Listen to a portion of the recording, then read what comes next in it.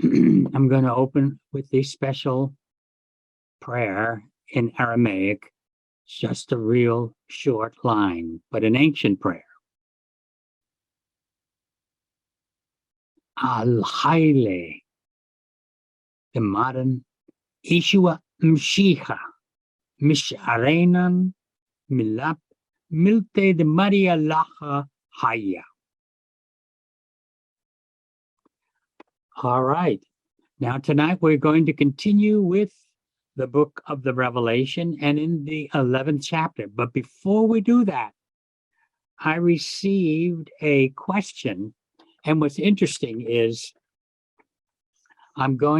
this question, although I'm going to read you the question in a moment, but it has to do with our lesson tonight, too. That's what's so interesting because of what it's about. Okay. So that's why I'm going to, which is unusual. I don't start with a question. This isn't about the book of the Revelation, but it was a question that will lead us into the book of the Revelation, especially the meaning, which I left you with last Wednesday, was the meaning of the two witnesses. Who are the two witnesses? Okay. And why two? All right. So here's the question.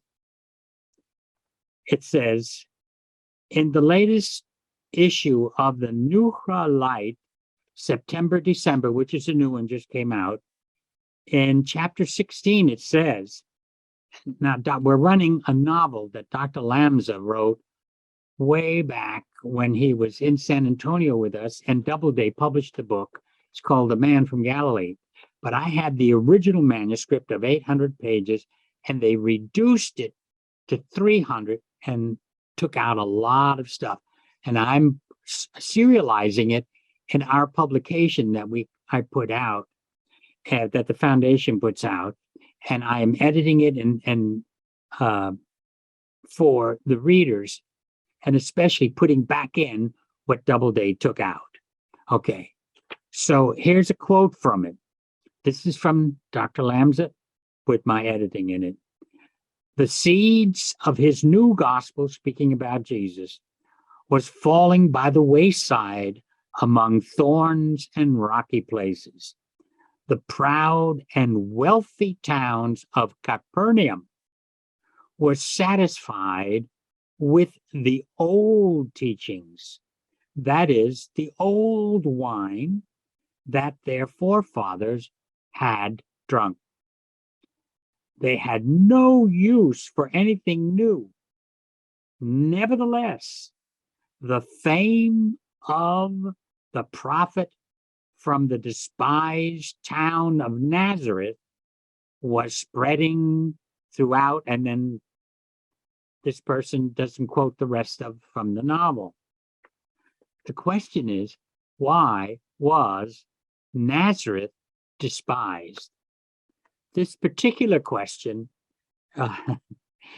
really, she used that particular phrase when Dr. Lamza referred to it. First of all, where did they get the idea that Nazareth would be despised? Okay, we need to go to the Gospel of John. And different disciples are coming to Jesus. And he just got Andrew, his brother Andrew, who was with John the Baptist. And then Andrew went and got his brother Shemun, which was Simon Peter. He got Shemun and brought him to Jesus. And Jesus greeted him, etc., etc. And then the next day, Jesus wanted to leave Galilee, and he found Philip. I'm in John, the 1st chapter and the 43rd verse. And found Philip and said to him, "Come after me." Literally, that's what it says. We write, "Follow me" in English. Now, Philip was from Bethsaida, the city of Andrew and Shemun. In other words, he was in a different city. He was in the same city as Andrew and Simon Peter. And of course, the name Peter isn't here yet. It says Shemun, Simon. Then Philip found Nathanael. In other words, discovered Nathanael. He went after him and discovered Nathanael and said to him, "We have found that Yeshua, Jesus, the one concerning whom Moses wrote."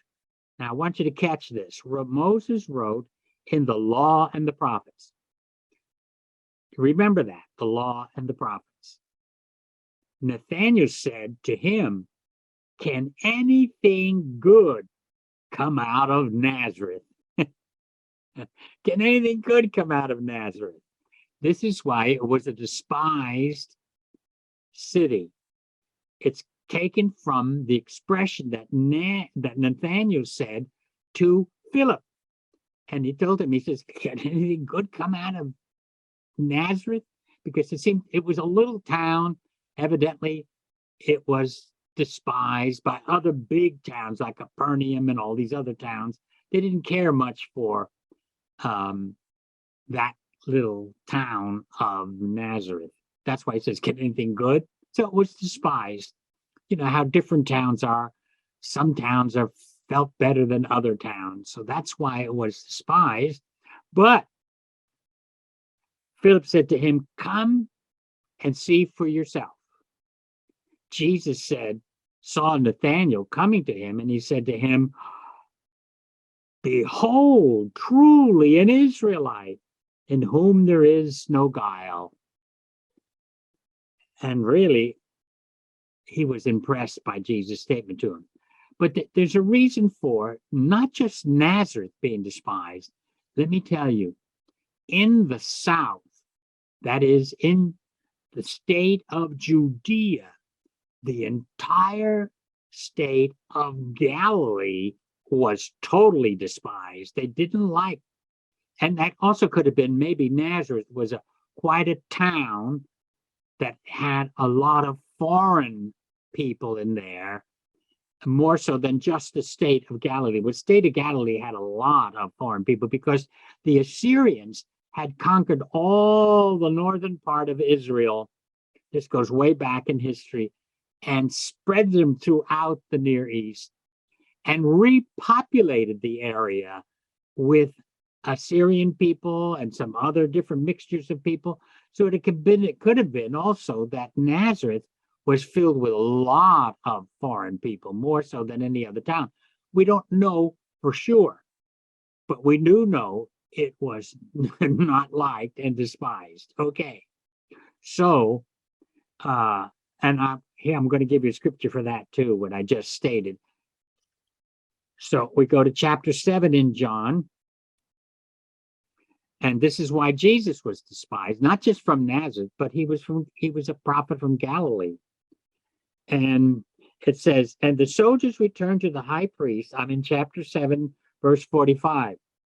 "And the soldiers returned to the high priest and the Pharisees, and the priest said to them, 'Why haven't you brought him to us?'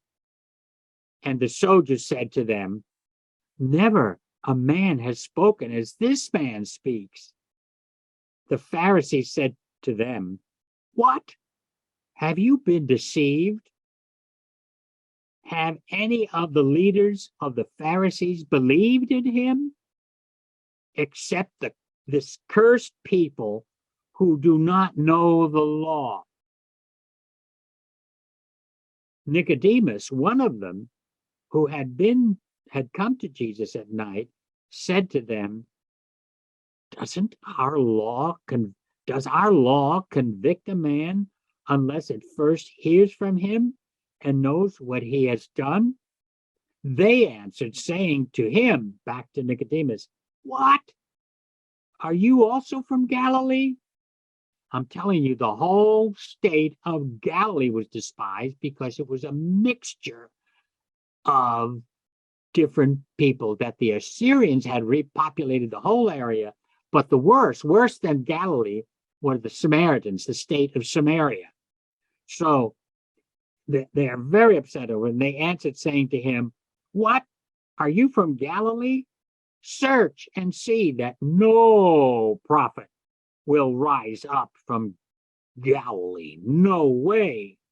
Yeah, well, they didn't know all the scriptures because they didn't search hard enough. Because in Isaiah, the 9th chapter, beginning with the first verse, it talks about a light coming to Galilee, and it's going to shine out of Galilee, which means a prophet. So they were mistaken then too.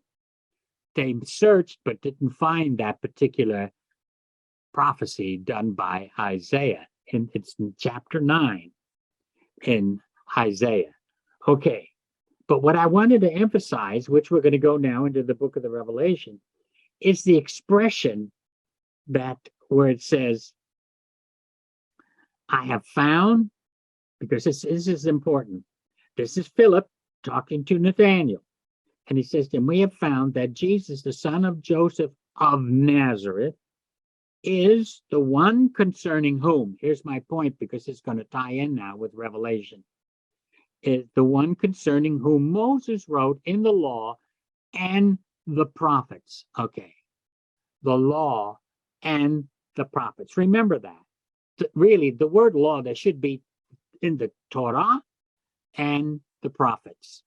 Okay, let's go now to Revelation, the 11th chapter. That's what I left you with. And when we finish tonight, hopefully, we will be halfway through in fact, when we get to the 18th verse of the 11th chapter in Revelation, that finishes the third vision. And perhaps we'll start the fourth vision tonight. Let me go to it here. Revelation.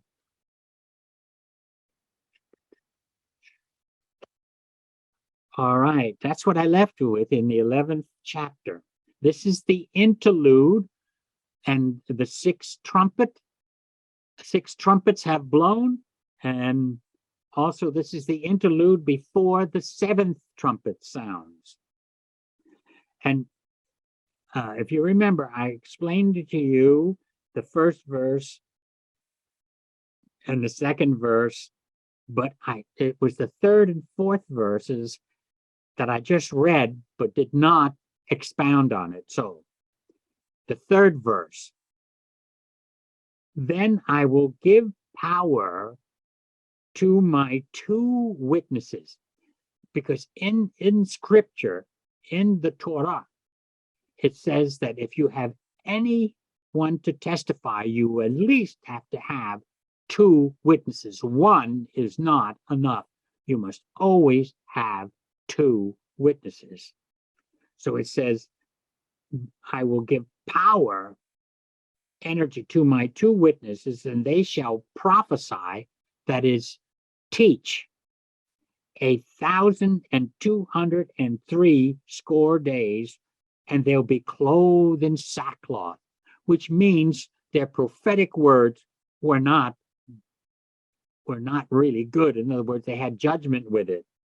So these are the 2 olive trees and the 2 candlesticks. Now, olive trees, because olive oil was taken from the olive trees.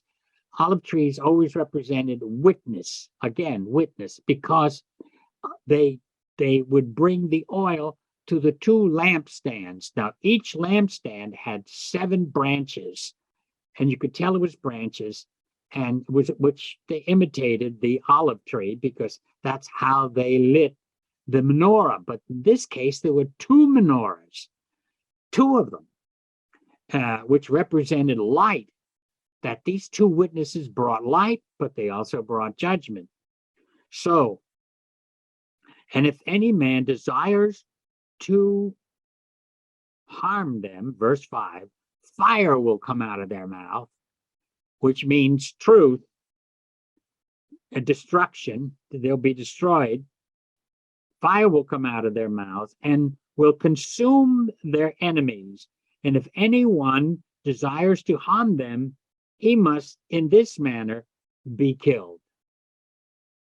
In other words, how they desired to harm these 2 witnesses, they would be harmed the way they were going to harm those 2 witnesses. Now we're going to get an explanation of who these 2 witnesses are. these have, referring to the two witnesses, these two have power to control the sky. Control the sky. Who controlled the sky? It was Elijah.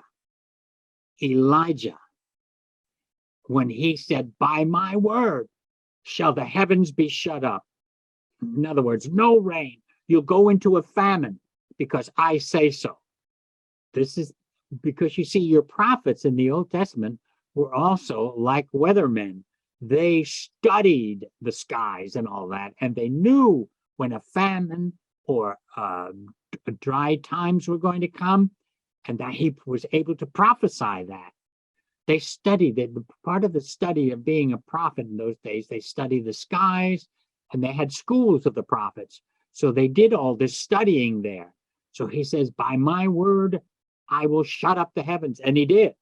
And the famine hit and no rain.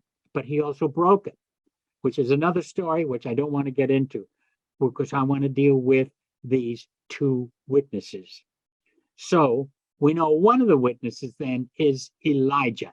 And Elijah was meaning the prophets. He was a symbol of the prophets, and I'll explain more of that in a moment.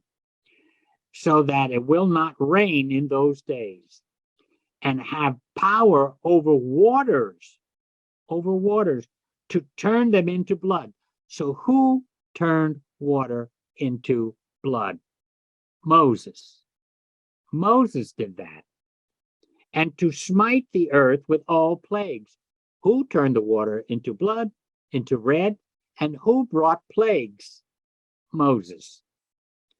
As often as they will. So these, in other words, the two powers, one had power over the heavens, the other had power over plagues and over turning water into blood, in other words, red. So what that meant, what?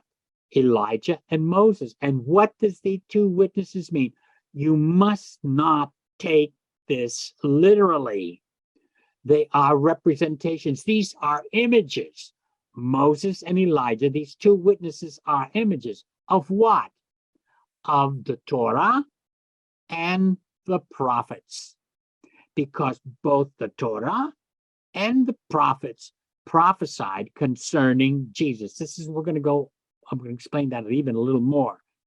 So the two people are expecting two prophets to come out of the heavens. And I've heard preachers in the pulpit, when they've used these scriptures, they don't understand. There are no two men coming out of the heavens and they're going to walk in Jerusalem and prophesy. And we're going to read more about them here in a minute.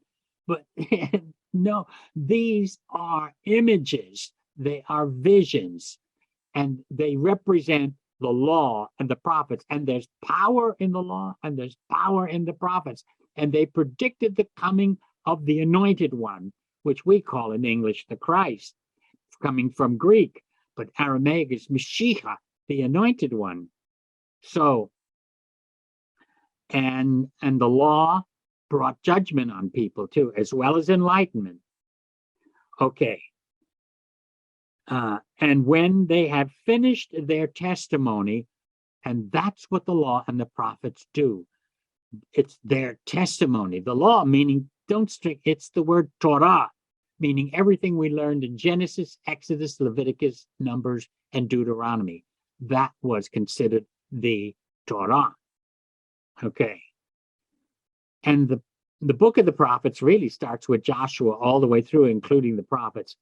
But the major ones, the two symbols of the Torah and the prophets is Elijah and Moses. Okay. And when they have finished their testimony, the wild beast, which ascends out of the bottomless pit. Now, the wild beast here from the bottomless pit represented Roman power. Roman power. And it was coming out from the pit. It's a political power. And any political power that wants to destroy the spiritual essence of the Torah and the prophets. Okay. So He came out to make war against them, against the law and the prophets, to make war against them, and shall overcome them. In other words, bury the Torah and the prophets, and their dead bodies shall be upon the streets of the great city.